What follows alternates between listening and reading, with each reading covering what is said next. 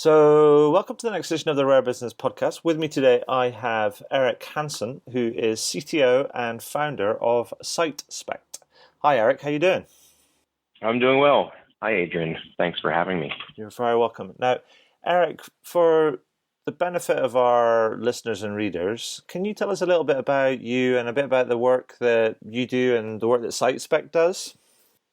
Yeah, sure. I'd be happy to. So really since the early 90s, I've been a product guy, an engineer, and an entrepreneur, really all around the digital space and the early incept of the internet. Currently, as you said, I'm founder and CTO of SiteSpect.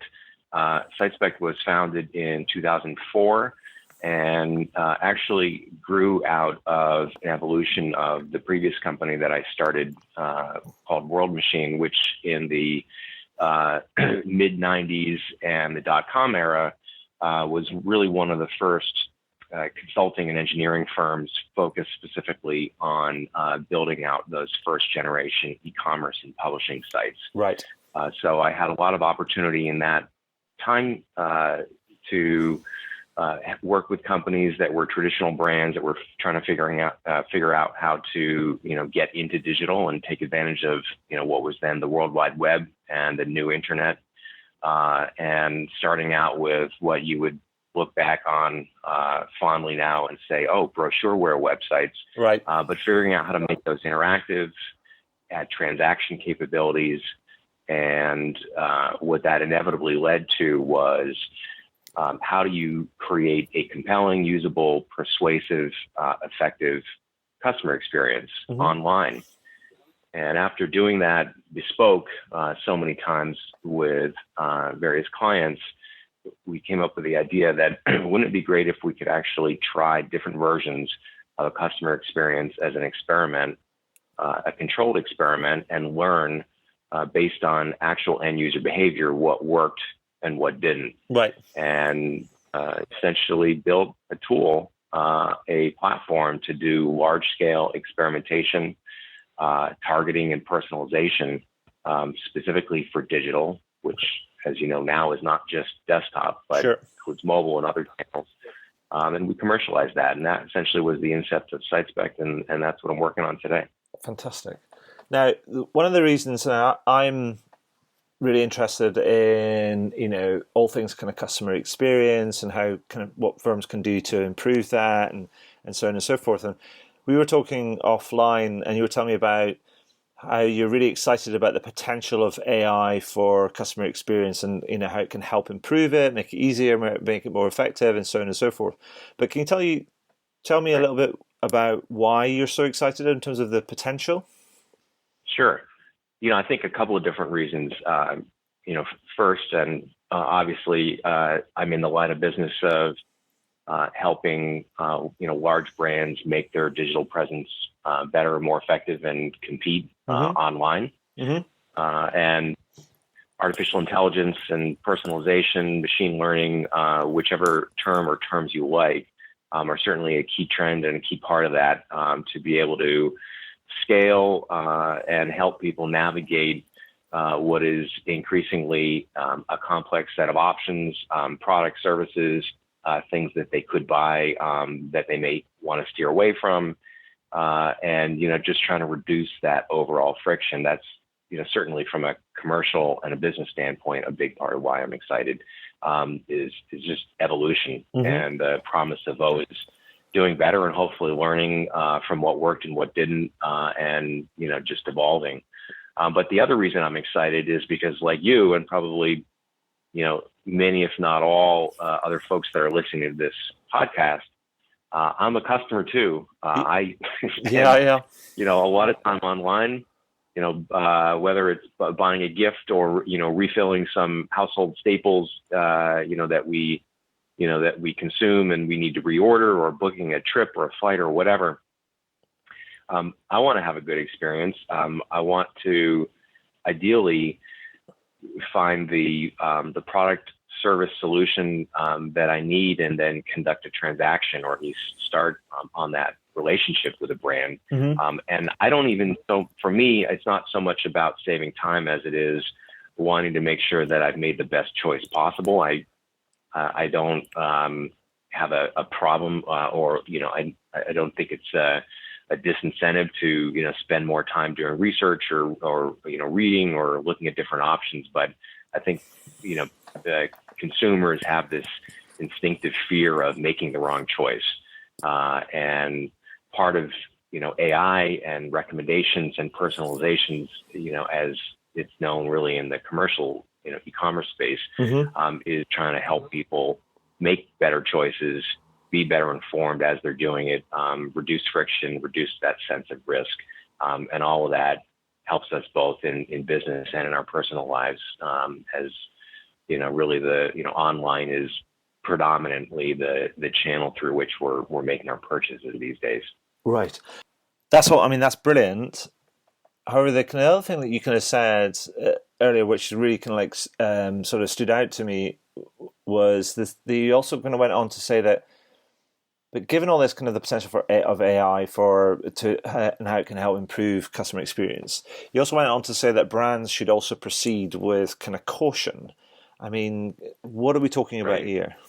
Yeah, we're talking about, I guess, the abundance of options, bells and whistles, and what I might call the kitchen sink approach, right, to the sort of the digital. I would even say the user experience. What you see, whether it's on your desktop or your phone, or even if you're making a phone call to a help desk or a customer service center, just being presented with too many different options, and you just know immediately that's not what you're looking for. Right.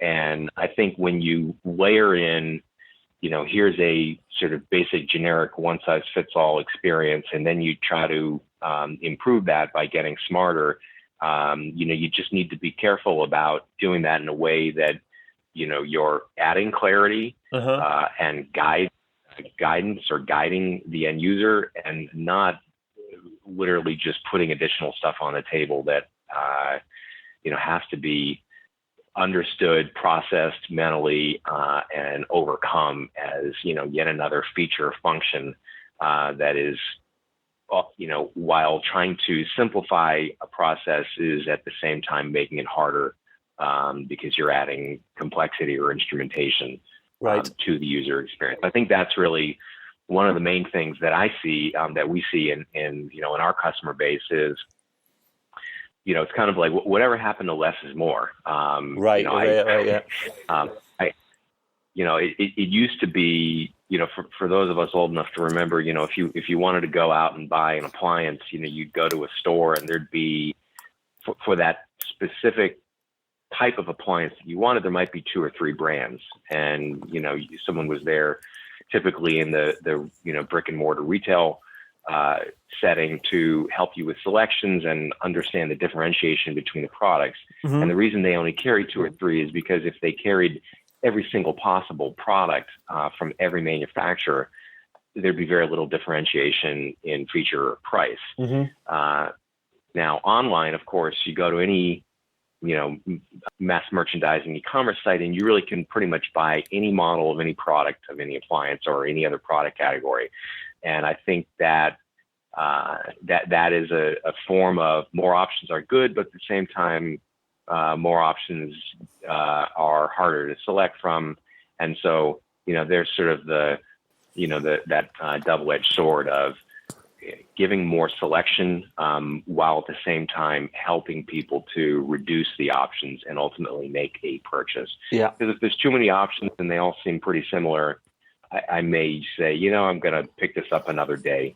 And it may not be with that same site or brand that I started on. So I think that there's a balance there. I think it's interesting because that reminds me of I think it was a study that was done by, I think the lady's name was called Susan Schwartz, I think, and I think she wrote a book called The Paradox of Choice. And one of the central kind of like studies that she did as part of that was looking at I think it was a jam and preserve company, and they had about 33 different varieties of different flavors, types of jams and preserves. And they did this kind of like study where they found that if they reduced the choice, the number of choices that customers had, because we end up getting into this situation of choice fatigue in many ways. And when we get into fatigue, it becomes confusing and we decide not to choose. And she found that actually if you reduce the choice, they actually boosted their sales by about 35%. So I mean, it's fascinating. It's like you say, it's like sometimes we get caught up in the bells and whistles and doing what we think is kind of right and adding more choice, but actually that can be counterproductive. Yeah, and I mean, when you said why am I excited about AI and machine learning and personalization, I'm quick to point out the two vantage points that I have, which is one from the brand's perspective, which is, hey, wouldn't it be cool if we could add this capability to the website? Our competitor just added this, or being sold these different new capabilities I can bolt into my website from these different vendors, and there's just this temptation that since so much budget is being put for these brands online, that they should just add more stuff. Yeah. But from the other perspective, that's going to take time, effort, and really strategy to sort out so that it's actually simplifying in a measurably better way, rather than simply complicating. I mean, it's you don't want to have a customer experience that's akin to getting into the cockpit of an F16 where there's just a million dials and gauges and you just don't even know where to begin. Sure. You don't want users to feel like they have to be trained to interact with your website or your mobile app. Yeah. The other thing that kind of you also kind of mentioned is, and I think this is a thing that a lot of people have been talking about in terms of caution and risk around AI, and is how we've also got to understand that these systems, these algorithms, and the data sets and the inferences that are made from the data and things, they can actually start developing kind of biases. I mean, have you seen that? And Right. What sort of kind of biases are you seeing kind of like playing kind of out? Yeah. I mean, every once in a while, there's a news story about, someone who, went to a, large, mass merchandising website and received a recommendation for something that seemed really off from the product that they're reviewing. People that viewed this also viewed that. People that bought this also bought that, et cetera. And unfortunately, this is just the way the algorithms work, and personalization in particular, the cross-seller recommendation strategies, always have some type of manual override that can apply, just human judgment against what would otherwise be, purely algorithmically developed sets of inferences and just product recommendations. So that tends to be the type that I think I see most often, and you might see in the news. And at the end of the day, the ability to I'm talking a lot about recommendations just because in the e-commerce space, that is one of the main applications for types of innovations. Right? It's just if I bought this, so here's the right set of batteries, here's the right case or some other accessories or whatever. So it all makes sense, but it's only as good as the underlying product and attribute data. Sure.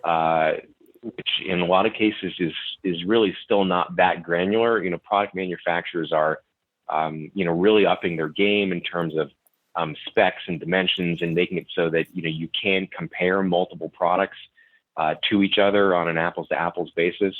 But I think number one, the data is still not thorough across different manufacturers. It's also not thorough and consistent across product categories. And then, of course, the final element is, what do humans actually do when they're interacting with product information or product details? And there are ways that you can game the system. There are ways that erroneous recommendations You see something, you're going to click on it, and it's, oh, that's a terrible recommendation. But the fact that you clicked on it is still a cue to the algorithm that, oh, well, we should continue to show this product because, clearly there's some level of engagement, because when people see product A, they're also clicking on a link to product B. Right. So there is a lot of inherent bias just in how these mechanics work, and, to really do it well, again, measurably well, it still does require, human intervention, review of data, and, different approaches, products, third-party products that can be bolted into websites to do this, as well as just homegrown solutions. Yeah. They all need care and feeding and evolution over time to make sure that they are accurate, and that these sorts of biases can be sniffed out. The interestingly enough, I was speaking to a chap by the name of Rob Walker from Pega a couple of months ago, and he characterized the different types of kind of AI that we're starting to see, and he talked about sort of opaque and transparent AI, where transparent is something that is easily auditable and opaque isn't, and how there's all these. We've got to be able to manage the quality and almost the ethics of their outputs. I mean, what have you seen, or what are you seeing, or what are you recommending to your clients on the assumption that you agree, and it sounds like you do? What are you seeing as best practice in terms of managing some of those sort of dimensions, and the kind of the QA, I guess, in many ways, kind of that sits around a lot of this? So QA, quality assurance, is a good keyword to throw into this conversation, because again, I think it's still very early days, and you do need that human oversight, as we've been talking about. But the transparent versus opaque is an interesting sort of discussion point. And with what we do, with what SiteSpect does, a common use case is a company is going to invest in a personalization strategy, and there are a whole bunch of different questions that you want to be able to answer and validate, was this the right strategy or choice or not? And one of the broadest ones is, to personalize or not to personalize. Right. And, to personalize, depending on the company and the brand, and whether they're selling, office supplies or airline tickets, you're going to use different types of data to form those recommendations, those elements that are personalized. It may be product data, it may be purchase history, or it may be things like your location, your geolocation. It may be the cell phone model that you use and the cell phone carrier that you use. And you can see how this really runs the gamut of generic product information. People that like this also like that. On the other hand, it's taking personal information and using that as, even if it's anonymous, still knowing where geographically you're located, that's personal information. Sure. And when that comes into the mix, the algorithm, the premise is we can give you a better recommendation if we know more about you. The downside is you may give me, if I think, or I'm expecting a really good recommendation because I've just logged in, to the experience. Now you have all my historical data, and you miss, and you recommend something, or you change my experience in a way that's supposed to be better, and you miss, and it's actually worse, or it's wrong, then I think that's going to stand out much more starkly than even if it was a non-personalized experience. So, sure. Getting back to your point, in the experimentation sense, we generally don't want to say, hey, you're seeing a personalized experience, or hey, you're not seeing a personalized experience. We want it to be sort of this blind experiment where, purely what you see and then what you do as a result, we can establish cause and effect. But when you get into the ethical question, you could argue that, once you decide on a strategy and you're executing that strategy, if there are things like you're going to be personalizing the experience based on, at minimum, these three things and potentially any other information, that is something that, we would recommend that, customers put in some type of a statement that is available, so that it is at least transparent. It is stated, depending on, where you're doing business in the world, particularly in Europe, safe harbor and, EU privacy and cookie laws, Sure. These things actually are put in your face. In the US, they really are not, but I think as these elements to customer and user experience, continue to evolve, there probably is going to be broader legislation and regulation in the U.S. where you're going to have to start to disclose these things. And then I think, again, brands are going to have to think more carefully about, what elements are they using from personal history to build the experience, and to just be open about those. Okay. The ad industry has been doing this for many years. Right. And I think site-side personalization is going to need to catch up. And but it seems to be. I'm just thinking about the quantum of the challenge. When you talk about QA, you talk about ethics, implications, some of the harnessing some of the potential and managing some of the the risks. I mean, particularly if you're talking about a popular e-commerce site that might be dealing with thousands, if not hundreds of thousands, of transactions a day. I mean, when you want this oversight, I mean, I'm just trying to think about. That seems like I'm just trying to think about how that oversight is going to work if you have a human intervention. I mean, what are you recommending for your clients? Because they probably don't want to kind of have an army of people going yes, no, yes, no. No, they don't. Yeah. So how does it work in practice? I think there's a couple of dimensions to it. So the day-to-day run-of-the-mill stuff, should be all about looking at metrics and using experimentation. And experimentation does not mean, that you are always trying new stuff, although that's what it ought to be. But specifically for your question, if 95% of users are getting a personalized experience and 5% at random are not, right, then you have a way to compare the efficacy of that approach versus not using the approach. So, a big part of what SiteSpect does is, again, helping, customers experiment with and evolve any element of their site. And so if that's the algorithm or an element of the algorithm that is generating, personalized content, right, then you do have a base on which to continue to sort of, monitor what the baseline is, which is your control group, and what is in theory supposed to be the better group. So that's sort of broad stroke that you would continue to keep an eye on as you make changes to, again, to the algorithms.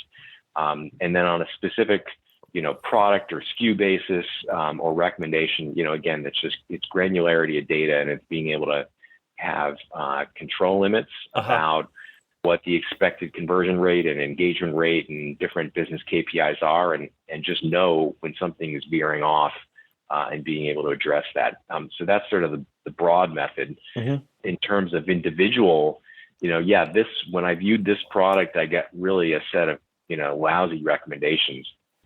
That's voice of customer, right? Yeah. You have to be able to, listen to surveys, listen to social media. I mean, the stuff, I won't go through, news history, but if you look at, studies or even just sensationalized, stories that have been written about over the years, it's usually, someone, viewed this book and was recommended that video, and there was something like offensive about it, and people will start going to social media because it's again, it's something that's sensationalized. So I think that's another form of a voice of customer, and hopefully that's not how the singular way that a brand finds out that they've got a problem that they need to resolve is by hearing about it, tweeted out to, thousands or tens of thousands of followers. But again, I think this insight can come from anywhere. And if you're a mass merchandiser and you're carrying hundreds of thousands, if not millions of products, and you have, 2, 3, 5 million visitors per day on your website, it is really difficult to scale all that. Yeah. And the only way, again, is leveraging the data and having systems in place to surface aberrations to what would otherwise be, fairly tight ranges of expected behavior. Okay. So, thank you. I mean, that makes a lot of sense, and kind of thank you for sort of explaining kind of some of that. But Eric, can you?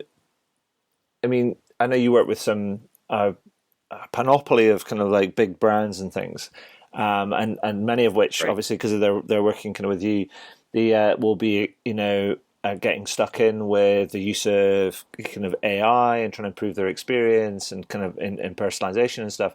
Can you give me a couple of examples of brands that you're working with that are getting ahead of this, the whole CX and personalization and AI sort of trend, and what they're doing and how is it working kind of for them? Yeah. The example I would give is about Staples. Staples is I think the world's largest B2B retailer for office supplies and electronics and a number of other things. Very, very well known in the U.S. And I believe in Europe. They're in 29 different countries. So again, pretty big global brand. We've been working with Staples for a bunch of years, and again, experimentation, personalization.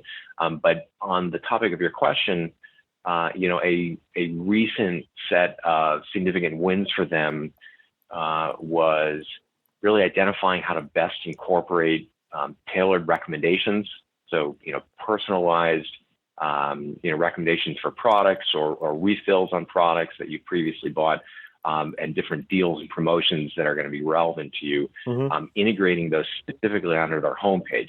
Like many brands, the homepage is the most singular, most viewed page, because that's where people start their journey in the brand.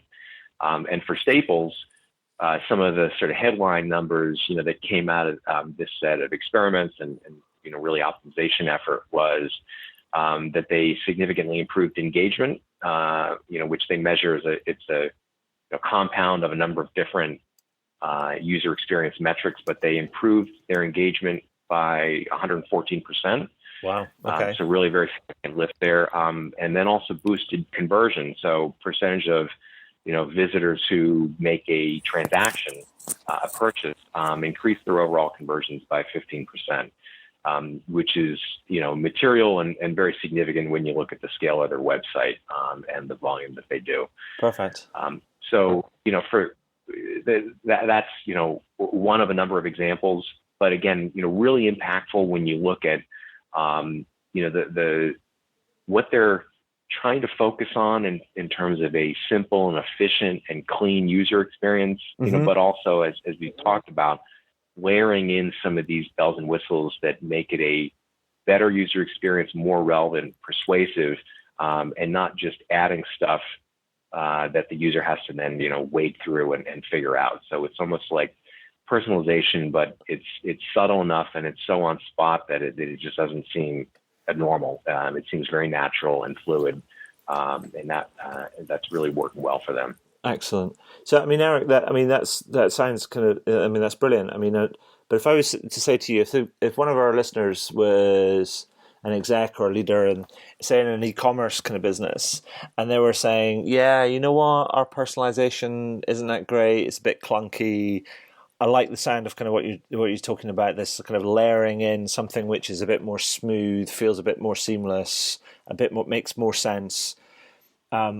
What should they do? Where should they start with this? Because you can't. It's not just going to be a plug and play sort of thing, is it? Correct. It's not going to be. There needs to be a personalized engine to learn about personalization. Because if you do a web search, you're going to find just tons and tons of content. Other blogs, podcasts, articles. Some of which are academic and, journals and whatnot, Harvard Business Review. trade shows, et cetera, et cetera. So really all the obvious places. Some of them may be less obvious for your readers that I would suggest, still exploring is there is actually a lot being done around all these fields. Mm-hmm. Again, I'm just lumping AI, machine learning, personalization together, even though they all have slightly different connotations. But there's a ton of open source projects for software and code, many of which can be at least read about and studied without having to, start installing software and, cracking open your computer science books from college. Right. But that's one that I think will, if you spent an hour looking through, even a couple of different open source projects and all the major brands, Google, Facebook, Microsoft, Amazon, they have, in some cases developed, and in other cases acquired code and software that they have then open sourced.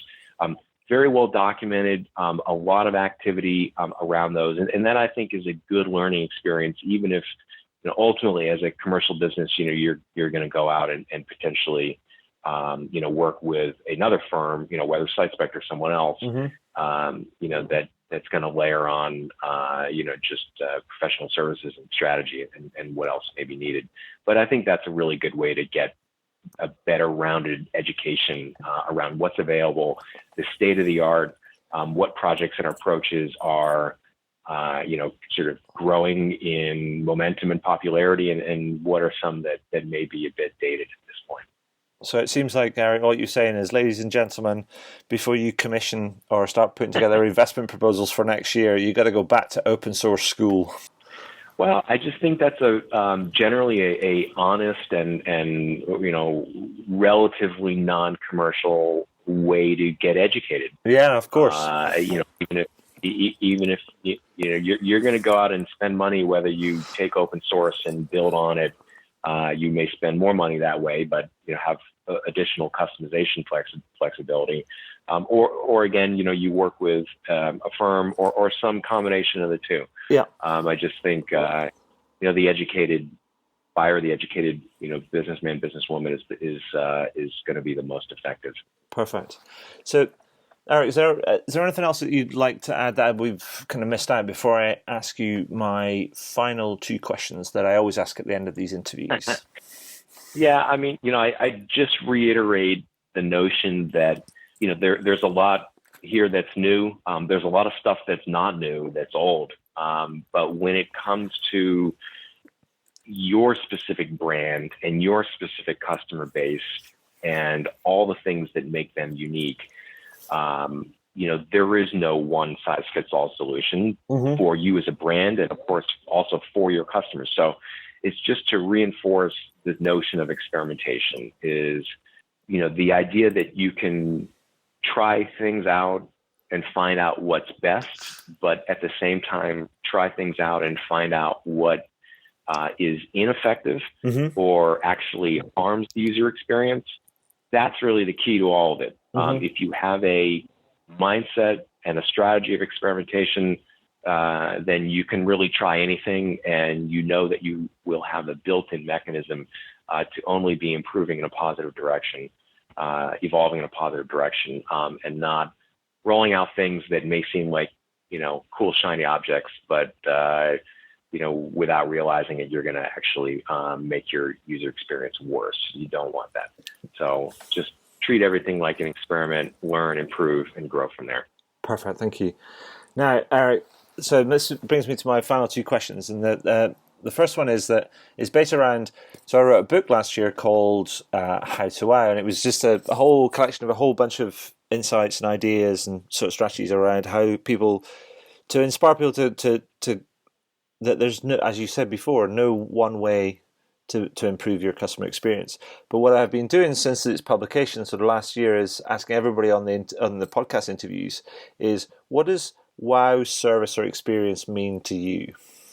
Yeah, I'd look at it probably in two ways. One is reactive, and the other is proactive. Reactive would be, I was on a flight, it was delayed, maybe taking off and landing, the Wi-Fi didn't work, the movies broke, whatever it is. And after I land, I get a call or an email or something personalized again for me, based on my experience. And it's, some way to re-engage and invite my feedback, and maybe even just for me to vent. I think that's that is an example of a good experience based on a bad experience, right? But it's trying to have a dialogue and treat what may have admittedly been a bad outcome like it's an ongoing relationship that I have with that brand, and that the brand cares and is reaching out to me to get my take on it, and at the same time acknowledge that there was a problem. I think that is an example, not uncommon, but also not universal. Sure. Of sort of reactive, and then the other might be proactive. And I probably don't have as many good examples here, but I'll give you one, which is a particular retailer that I think I've bought from maybe 3 or 4 times over 10 years.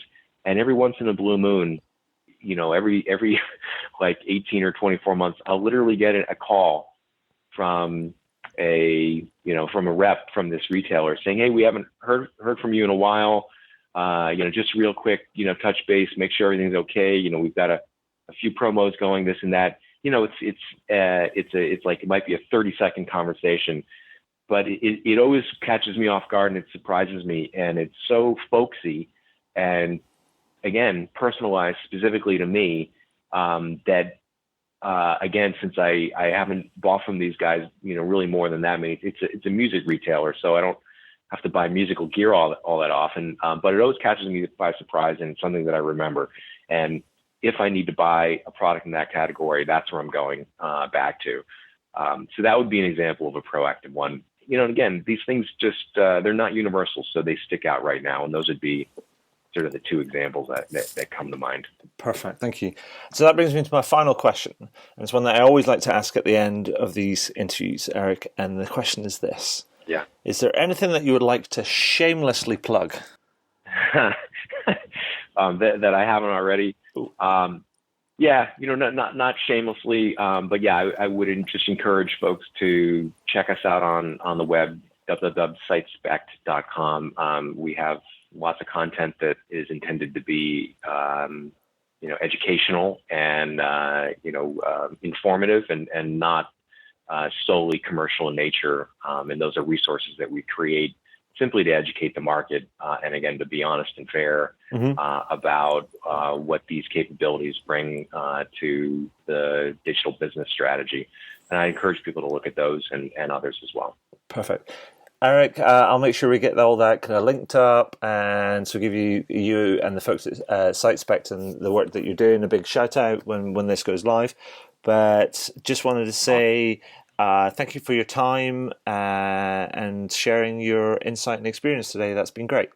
Yeah, you bet. Likewise. Thank you.